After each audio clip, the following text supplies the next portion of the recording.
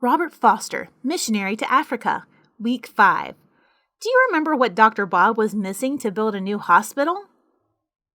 There was no cement in the whole country, but Bob knew God is all-powerful. He prayed for God to provide a way to build this hospital. Then, one day, the governor came for a visit. "I understand you want to build a hospital. Why aren't you getting on with it?" he asked. Bob showed the governor where he planned to build and explained that there was no cement. "I'll see that you get it," the governor answered. "We have plenty in storage." What do you think Dr. Bob did when trucks brought 10 tons of free cement to build the hospital? He praised God. How excited he and all the nurses were on that day the beautiful, new, clean hospital opened. At the end of the first week, the 60-bed hospital was already full. In just 1 year, Dr. Bob did 200 operations and treated over 1,000 patients. God gave him strength and wisdom to do his will. One day, Dr. Bob was working in the mission station helping sick people.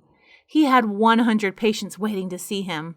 The first woman wasn't there long at all before she suddenly said, "I have to leave." "But you just got here," said Dr. Bob kindly. "It doesn't matter, I have to leave."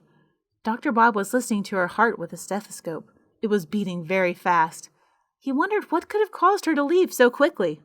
She jumped off the table and raced out the door. "No one go in there," she shouted to the people who were waiting. "There's a big snake." A snake? Dr. Bob looked around the room, but he didn't see anything. "Where is this snake?" he called to the woman. "In the rafters," she cried. "A black mamba was hanging right above your head." The black mamba is the most dangerous snake in all of Africa and extremely poisonous. Dr. Bob looked up. There it was, a big, thick mamba, 8 feet long. What could he do? No patients would come in with a dangerous snake in the room, and he didn't want to be in there either. He had to kill the snake, but he couldn't do it by himself. Dr. Bob quickly went outside and asked for help, but no one volunteered. "Look," Bob said, "I can't treat anyone today if we don't get rid of that snake. Won't someone help me?" At last someone volunteered. "I'll pray while you try to kill it," the man said. It was very wise to pray and ask God for help, wasn't it? But God often uses people to answer our prayers and help others. And the only person willing to do anything was Dr. Bob. He asked hopefully, "Does anyone have a gun?" No one did. The only things they could offer were a long spear and a cane. So the doctor took the spear and cane and went back into the room. If the snake bit him, he would die. He thought of a plan. If I can pin it against the wall with a spear, I can hit it with a cane. "Okay, you pray," he called to the people outside. Bob quickly pinned the mamba to the wall. But each time he tried to hit the snake's head, it moved too fast. After an hour of swatting and ducking, Bob was getting tired. He could no longer hold up the spear. Regretfully, he pulled the spear out and the snake immediately slithered behind a cupboard.